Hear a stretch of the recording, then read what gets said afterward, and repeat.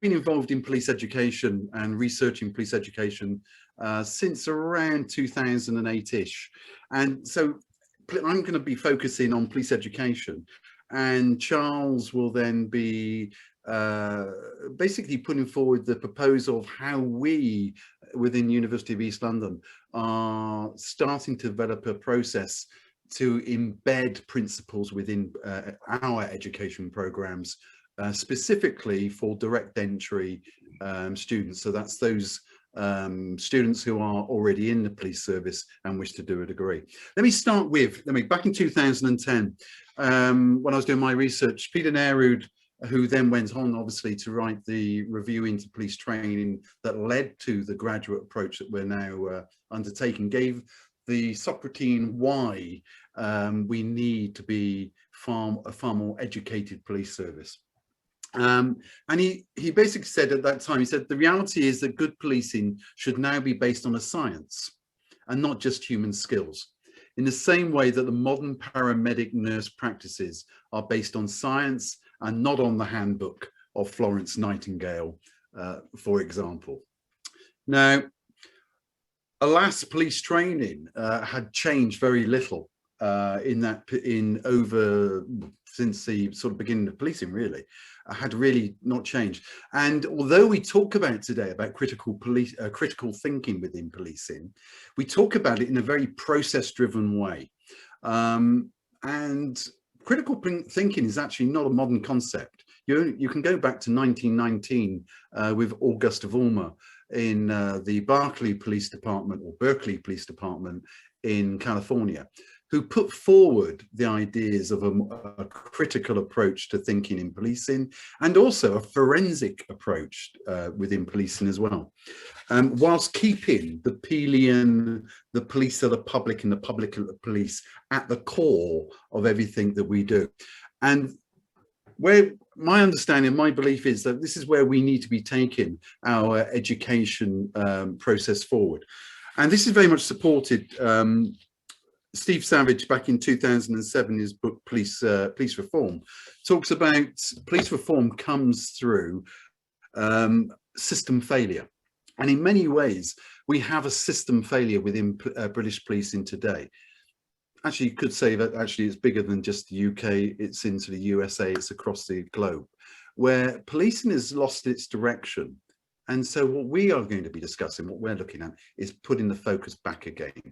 So I'm now going to hand over to Charles, and obviously I'll step back in and answer questions later on. But hopefully we will entice you to become involved in the work we are doing.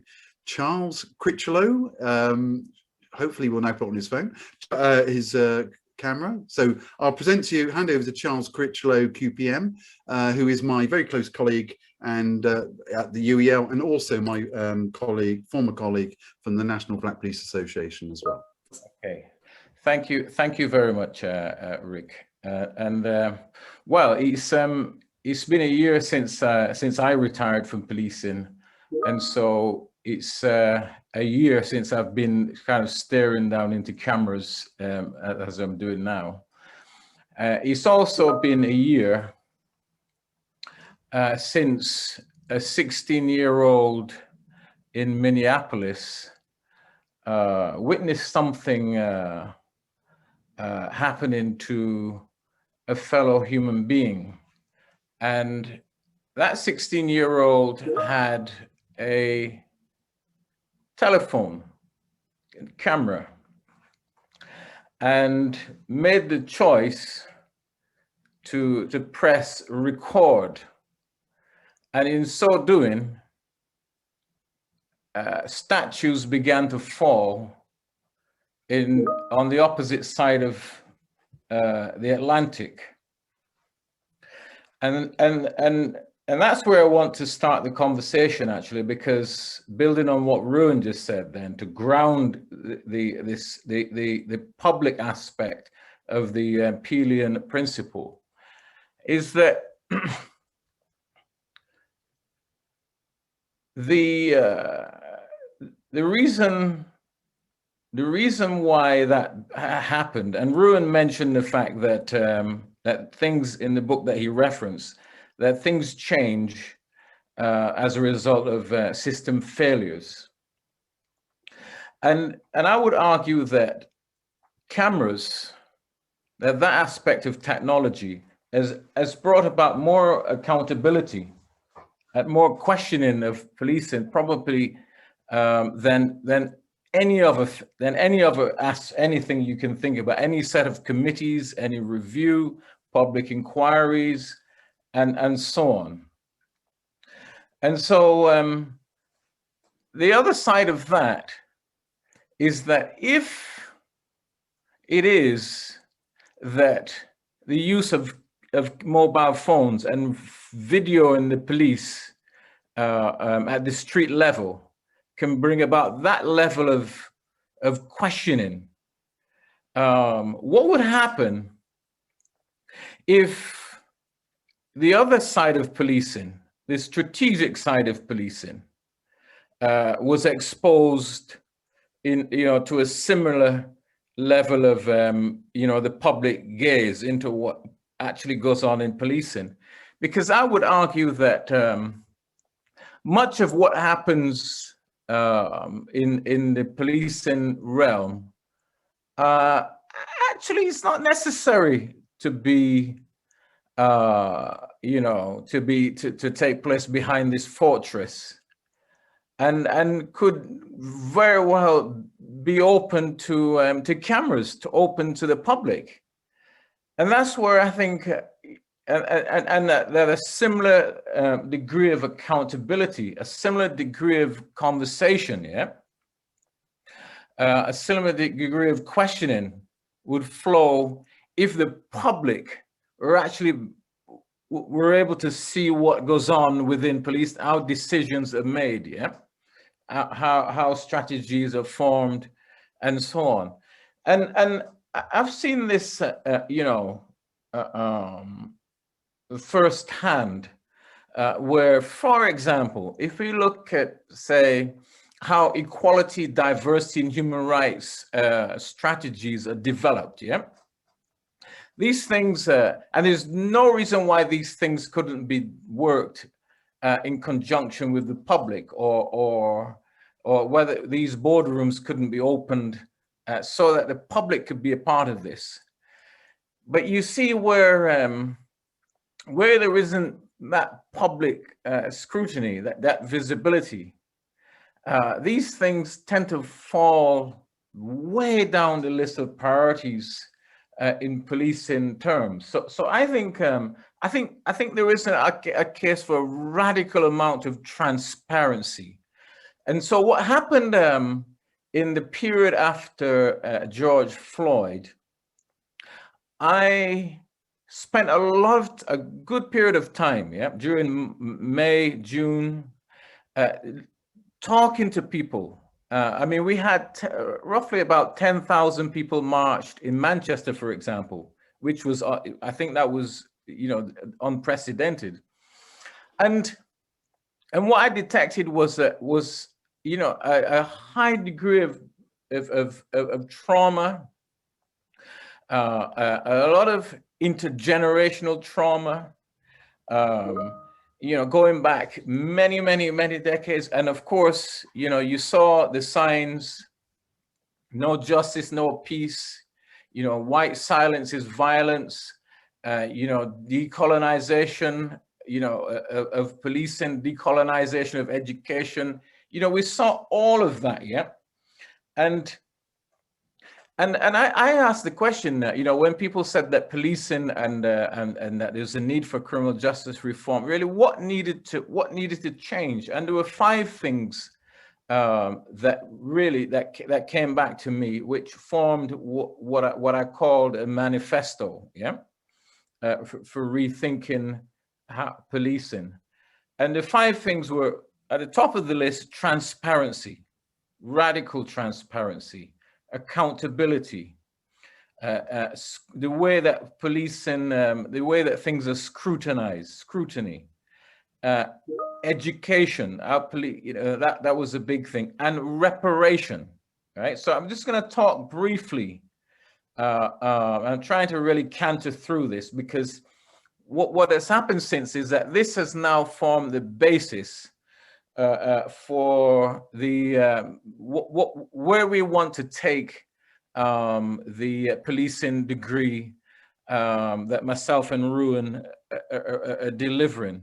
Because when you look around the country at policing, at these policing degrees, and I was a big supporter of of going to higher education in policing. But when you look at what's being delivered, it's almost looking pretty much like police training with a degree slapped onto it. And I think that there's a big danger of that becoming the norm if we don't really begin to look at policing education in the critical from a critical point of view. And so we're interested in looking at these issues, at our program in terms of social justice, in terms of cultural intelligence, and of course, and broadly speaking, critical thinking. Has to be central to what we're doing. So, for example, I spoke briefly about transparency, accountability. If you look, for example, in at what happened in, and I'm using my force as an example, at Greater Manchester Police went into special measures just a few months ago, last October, I think it was. And there was a huge failure of in terms of crime recording standards. And here it is that we have in Greater Manchester an elected mayor with a police commissioner whose role, singular role, is to hold the chief constable to account. Yet such a failure is allowed to happen.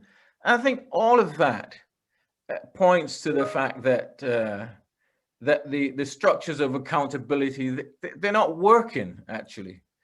And and they're not working for anybody. But I think if you look particularly at issues around racial justice, they particularly do not serve minoritized communities where that cry for justice and accountability can be heard very, very loud.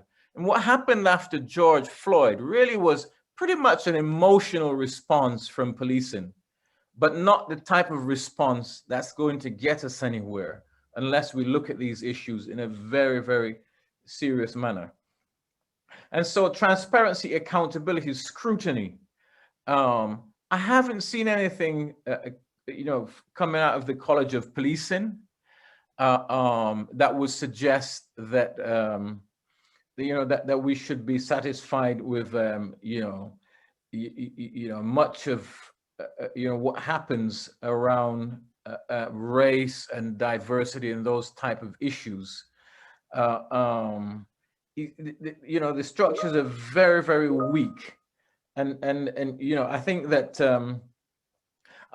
that police, what would be really beneficial over the medium to longer term period is if policing education itself actually carried with it that that critical aspect. So policing degrees, they're a great thing, but we have to make sure that it's not more of the same with police training with a degree slapped onto it. And finally, the final point was about reparation. And you might wonder, well, why should police be interested in reparation? Well, or reparatory justice. Well, many of the issues that that I picked up in my what I call them groundings in the Dr. Walter Rodney sense, in those groundings, a lot of the issues, a lot of the concerns, the blockages, really related to issues that were deeply historical. And I think that if certain sections of our community are going to be served well, and who occupy a disproportionate, if you look at knife crime and things of that nature in London, a disproportionate, focus of attention, police attention.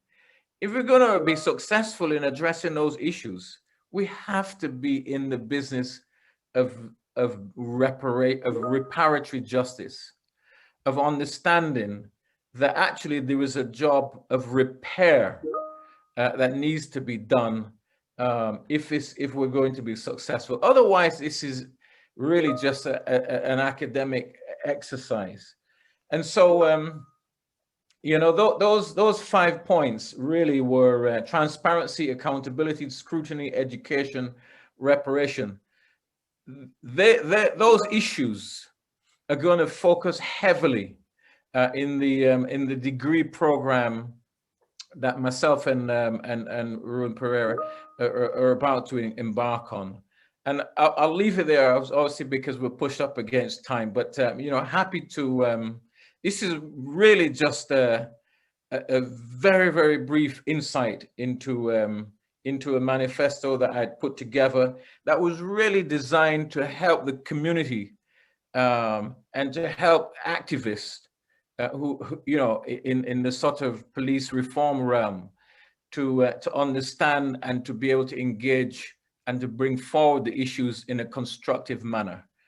So happy to take questions, and it's a pleasure to be involved in this conversation.